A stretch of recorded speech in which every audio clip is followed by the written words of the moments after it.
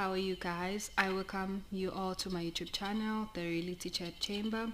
Here we're going to be talking about current trending topics, life in general, and guys, I'm also going to be sharing parts of my life with you guys. I strongly believe that when you know better, you do better, so I believe that you guys can learn a thing or two in my life, because in this journey called life, you don't know everything, so we try our level best to equip ourselves with knowledge. I strongly believe that knowledge is power, right? um I hope we grow together, and I hope we get to know each other better. Nevertheless, let's get to the video.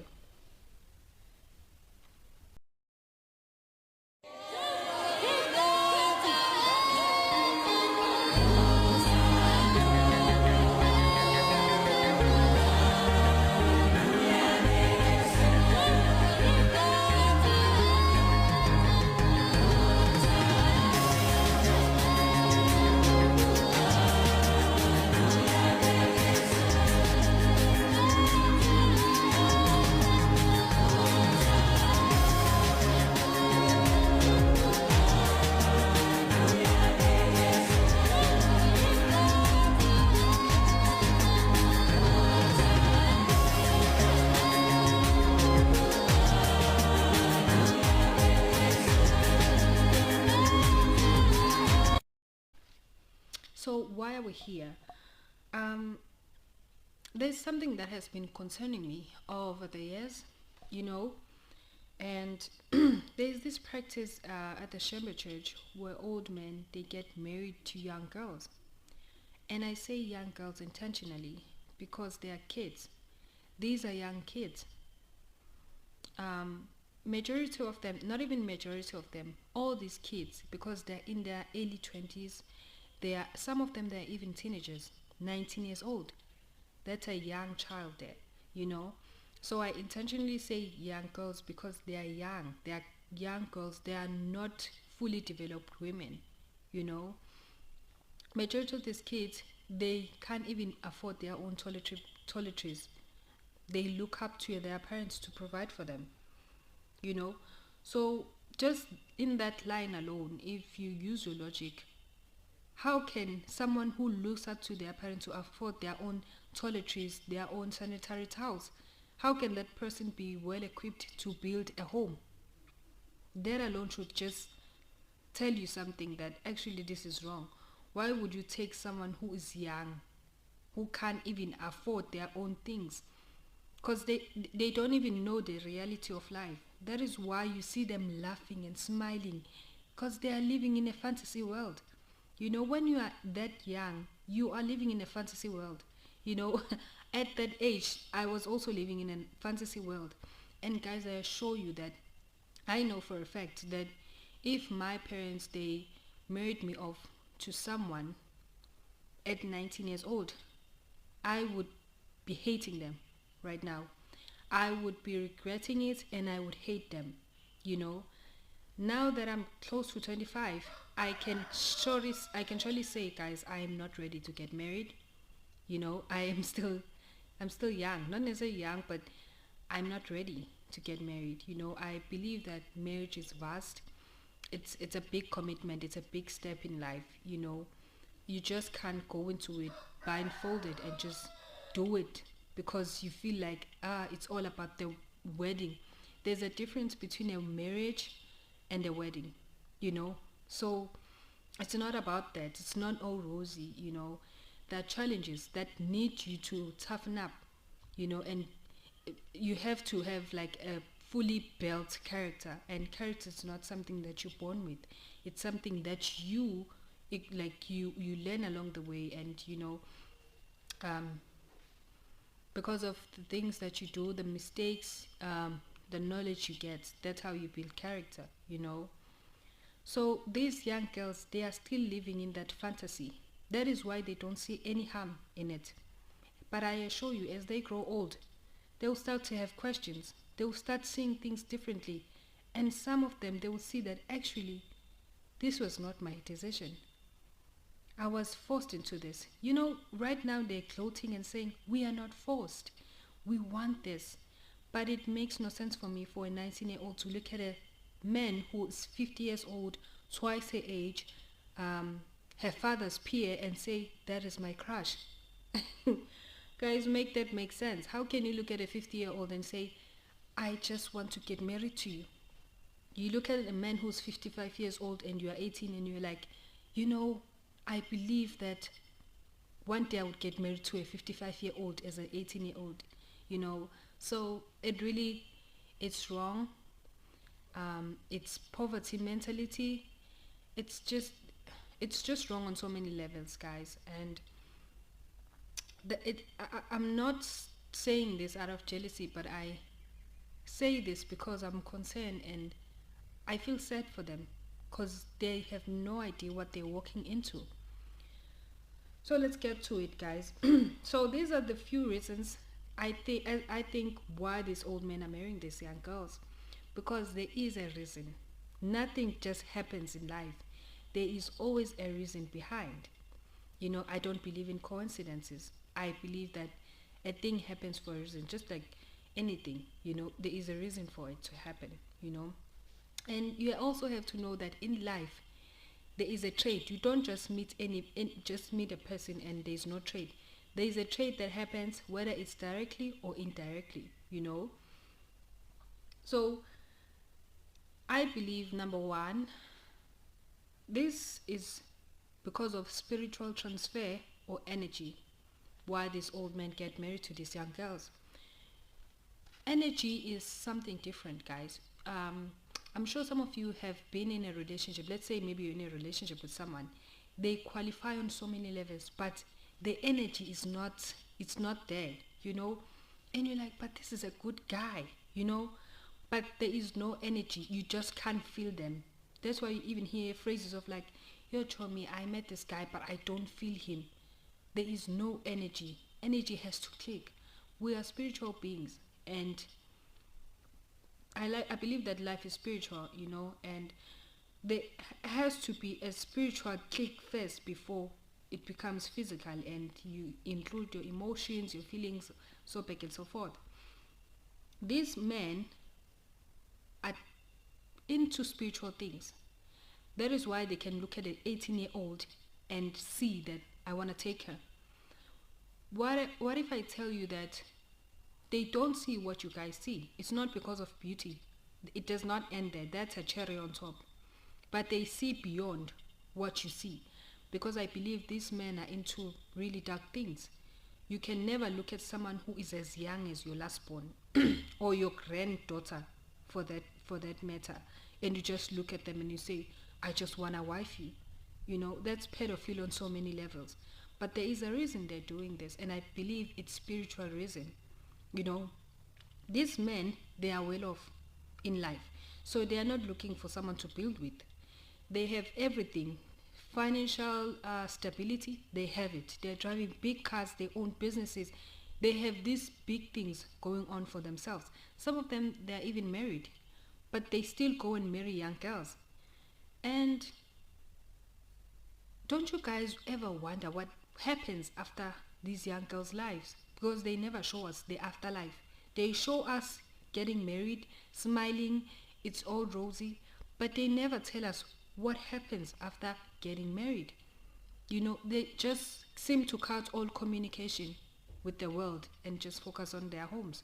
Okay, coming back to this point as to why I say I believe this is for spiritual transfer or spiritual energy. Let's take a look at the word spiritual transfer, what it means. I googled it. So here it is. Spiritual transfer, also known as impartation, is a concept within certain Christian circles that refers to the transmission of spiritual qualities, gifts, and power from one person to another. This transfer can occur through various means such as prayer, laying of hand, or even though simply being in the presence of someone who is spiritually matured or gifted. When I tell you these old men, they take the fresh ones to show that they're not looking at the physical aspect of it. They're looking beyond. They know, they can spot it. People who are spiritually heightened, they can feel the presence and anointing that you might not feel and you might not notice. So, spiritual energy, in simple terms, let me just use an example that I think you guys can relate to and you will understand it, because it's not going to help me to speak on spiritual terms. I need to speak in simple terms so that you guys understand, because the main point is for you guys to understand this. So here's the thing. I'm sure you guys know energy drinks, right? So what is energy drink for? It's to reboost and revive your energy. So you notice that when you drink an energy drink, you have like this sudden urge, this sudden energy that is added on the energy that you already had. So you can now multitask, take upon different tasks all at once. It's because of that energy, that rejuvenation that has taken place whilst drinking that energy drink, right? So this is what happens. You are buying energy drink not because you don't have energy left in you, but you want to reboost your energy with this energy drink, right? So you're not just drinking energy drink for fun. There's a purpose that energy drink serves in your body. So you go and buy that energy drink. Mind you, energy drink does not last forever. That's why you have to keep on going back to the store and buy it over and over again. So you have to buy it and it works for a certain period of time, and then you have to go and buy it again and again and again. That is why these Shembe men, they will take one girl and they're done with her, they go and look out for another. That is why polygamy is permitted in this church. They understand the rejuvenation and the reboosting process that they need to tend to. That is why they permit it to happen, because you can't drive off one energy drink. You have to go and buy another one and reboost and reboost and reboost. That is why you see them, they have everything, they have wealth, they accumulate more. As they are getting these young girls, they seem to go up. And these young girls, you don't see what happens with their lives. It just becomes quiet. But these men, they drive more and more and more. So take that and put it in what I'm trying to explain. I use the energy drink example as just like something that would be simplified and it would make more sense to you guys. So that is why they marry off these young girls. They take off their energy. As I have explained, the spiritual transfer or energy, what happens. So when you tap into someone's spirit, which is through sex or laying of hand, I think sex is the bigger gate to tapping into someone's spirit and taking whatever you want to take from them. Because sex between two people, it makes you one, and it makes you to be able to take things from the other person, whether they agree or not agree. You can do it. So people who are spiritually heightened, they would understand. They know it. They know it.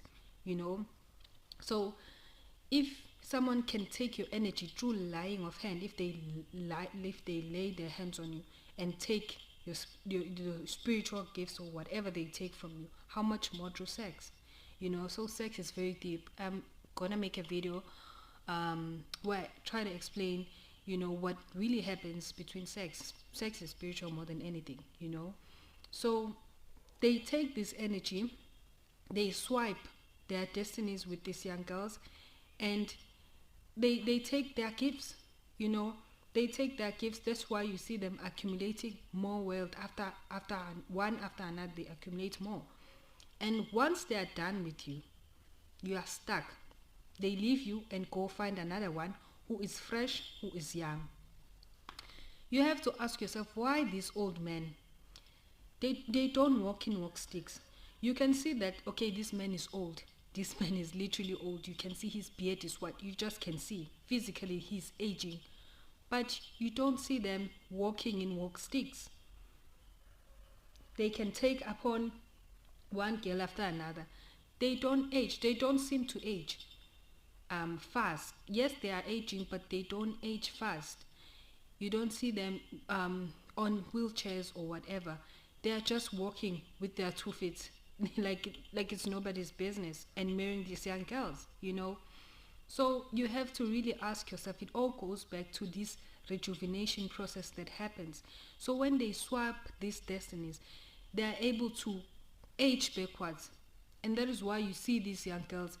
You know, a girl that sleeps with someone who is older than her, they are the one who age. They age more, but the man, it's like he is getting his youthful back, his youthful skin or qualities back. But a girl, she ages fast, you know. That is why some people, they look older than their age. When you're asking them, how old are you? Oh, I'm 24, but she looks 34, you know. Some of the reasons, it's because of that. They have engaged with people who are older than them and who have lived most parts of their lives. Their lifestyle, they were living a reckless lifestyle, jumping from one person to another.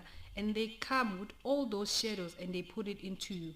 And they take what belongs to you, they take it for themselves, you know. So that's what happens.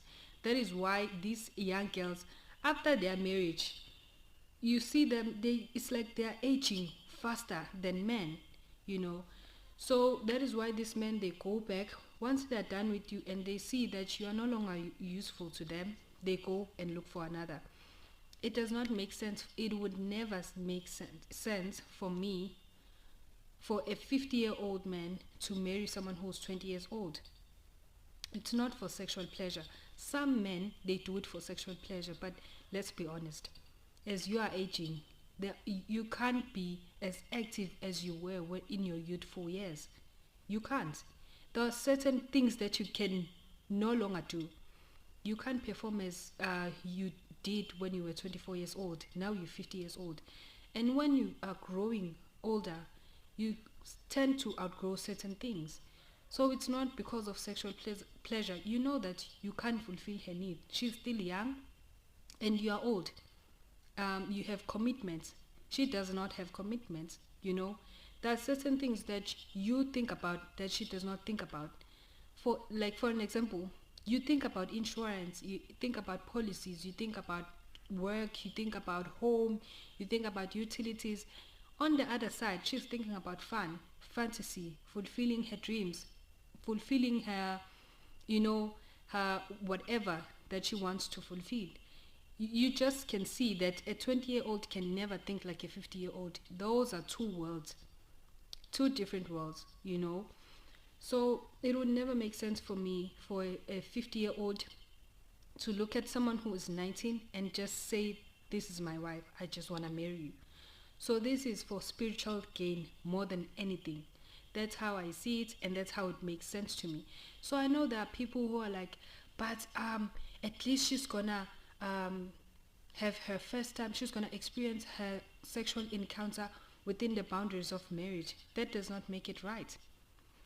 It does not make it right. It does not. So yeah, there are people who are silly like that, who would say, but at least they are married and you guys are not married. At least they're gonna do their things within the boundaries of marriage. Guys, just because you're doing something wrong in a right way, it does not make it right. I must say that again. Just because you're doing something wrong in a right way, it does not make it right.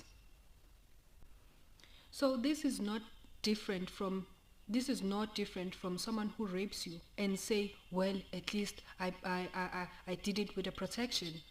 Does it make it right raping someone? No.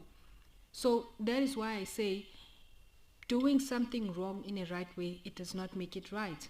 You are raping someone and you are saying, at least I did it with a protection. I could have done it without a protection, but look at me, I did it with a protection. So that is supposed to make you feel better?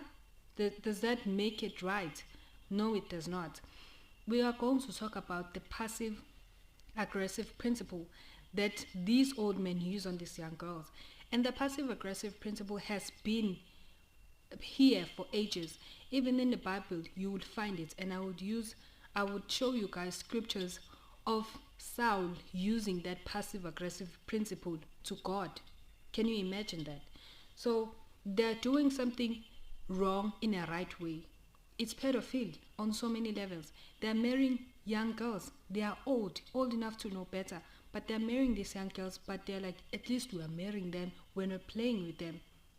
And it does not make it right, you know. So let's come to the second part of this video, which is the second reason as to why I think these old men from the Shembe Church marry young girls. I strongly believe that it's because of the grooming that is happening within that church. It is because there's a grooming process that these young girls they undergo. There is this grooming process that takes place.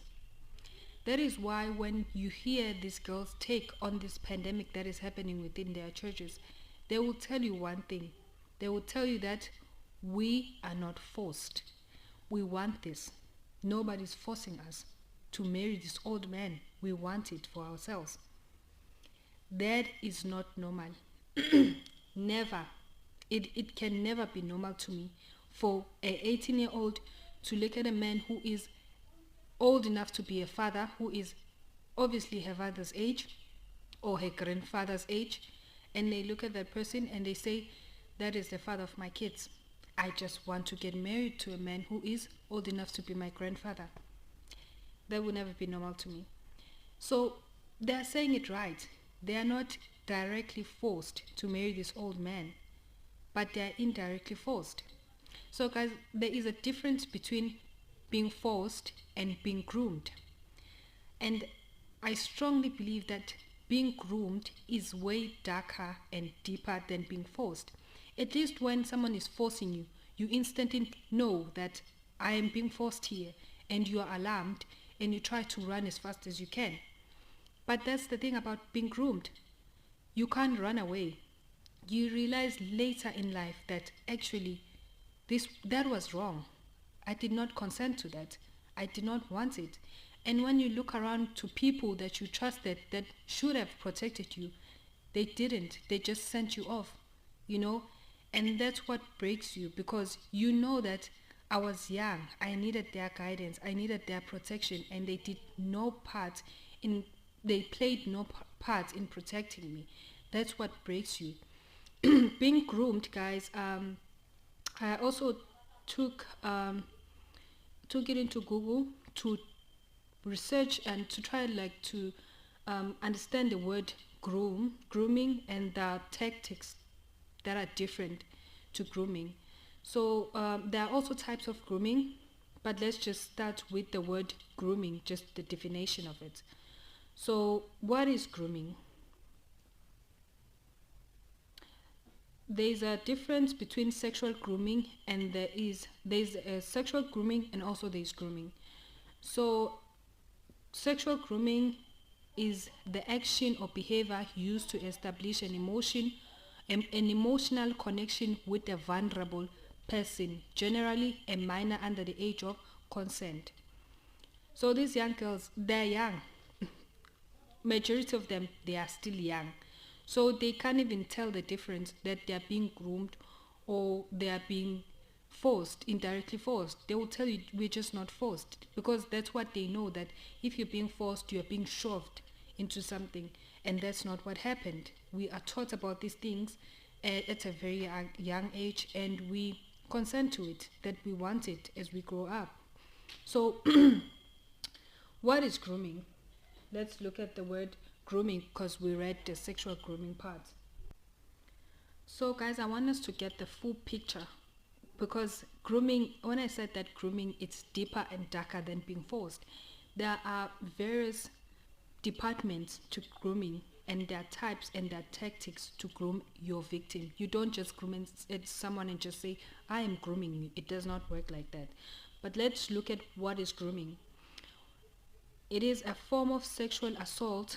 Grooming is a manipulative behavior that the abuser uses to gain access to a potential victim. You understand that? And let's go to types of grooming. There is an in-person grooming, and there is also an online grooming. At this point, we are going to look at the in-person grooming. What is an in-person grooming? When grooming is done physically or in person, touch, is often involved. That's in-person grooming. The abuser may begin by petting a young person's arm or back, which is deemed acceptable, before moving on to hugging, tickling, and wrestling. Automatically, this condition causes the teenager to become more comfortable with the physical contact. It may seem harmless to the young person since they interpret the action as a loving gesture from a trusted adult. And I can assure you that is what's happening in the church. Do you see how comfortable these young girls are in front of old people, adults, these old men? They're very comfortable. It's like they are laughing and giggling with their peers.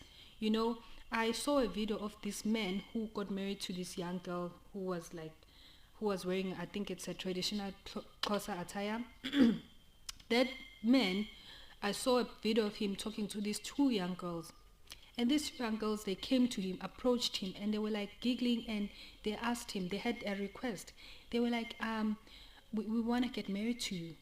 And that man laughed and was like, you're gonna get me into you're gonna get me in trouble with my wife. But you know what? I can marry both of you. You know, and they giggled, and you know, it was just like they're talking to their peers, you know, which is concerning and alarming to me, guys, as to how do you look at guys. Tina, we grew up ukuthi an old person, you respect an old person, you don't even look at them in their eyes.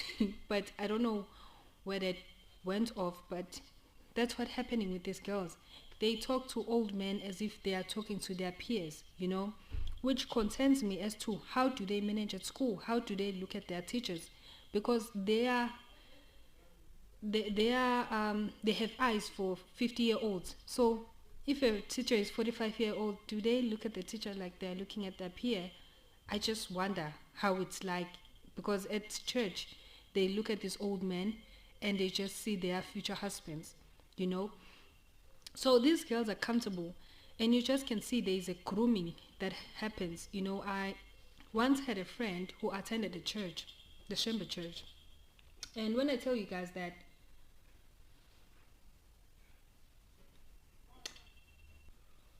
yes, I had a friend who attended the Chamber church, and when I tell you, when she told me that, you know, when you're a virgin, when you're still a virgin at the church, that treatment is different. You know, it's different. You receive like the A-class treatment. You know, everything is different when you're still a virgin. But when you're no longer a virgin, there is, because they segregate them. There's a group of young virgins, and there's a group of women who you know, who are no longer virgins. Some, they even have kids, you know. So there's a segregation within the church, and like people who attend the church, they know it, and you can't even question it, you know. It's just the structure of the church, you know. So I feel sorry for these kids, because they are just laughing and living in that fantasy world, and people who are supposed to protect them, they don't protect them, you know. Of which I wonder what could be the reason, but could be financial gain.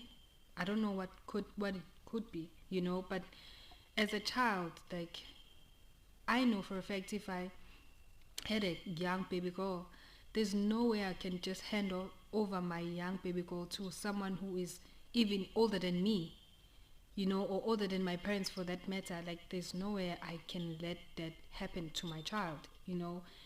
But grooming is like that, guys. It's very dark, wicked, and you just don't see it happening. You know, you're not alarmed. You just kind of adjust to it, you know. You kind of adjust, because when they teach these young girls, they only teach them that preserve yourself for your husband, you know. Kwamele uyigcine for your husband.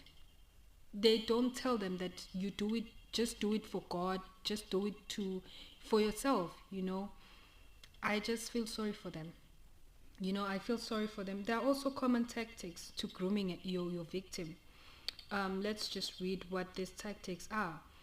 Whether online or in person, groomers can use tactics like pretending to be younger. I think that's for online grooming. Giving advice or showing understanding. Buying gifts. giving attention, taking them on trips, outings or holidays. One thing for sure, when they are there's this setup, I don't know what they call it, but you would see these old men buying fruit baskets, drinks, like nice things. Here is the it's one of the tactics that groomers use. They gift them. One thing for sure, they would gift these kids, and that is why they laugh and they dance and they giggle, because like, oh, my man is buying me gifts. So I must think that, so in their heads they think that after this it's gonna be rosy like this. Even in the marriage, it's gonna be rosy like this man is gonna be buying me gifts. I will just be living a soft life, because this is the first phase that they give to them. They don't know it's a common tactic. It's a common tactic that groomers use. They would give these kids. That's why they're not worried. They don't care about their future. They don't care about anything. They're just concerned about, they're just living in the moment. That's how it happens with the guys when you're still young. You're just living for the moment. You don't think of the long term of your decisions. You don't think of none of those things. You're just thinking, oh, I'm just living for the moment. I must enjoy my life. But it's way deeper than that. And I think marriage is vast, and there are a lot of things that you deal with when you're married, and there are a lot of challenges that are gonna come. Marriage like wants someone who has a strong built character. Character is not something you're born with. It's something that you develop and you build. So it needs a lot of work. And these young kids, they don't even know what they're getting themselves into. But I blame these old men because they know what they're doing. So guys, in closing, I just really hope and pray that just like I really hope that God rescue these kids, because this is deeper than what the naked eye can see, and it seems like these kids, they are being sold off for financial gain, you know and it concerns me because I really ask myself, what kind of a parent can hand over a young girl like that to an old man who is enough to be their father or their great like their grandfather, and I just really hope that they wake up. It's not too late. Like, life is vast.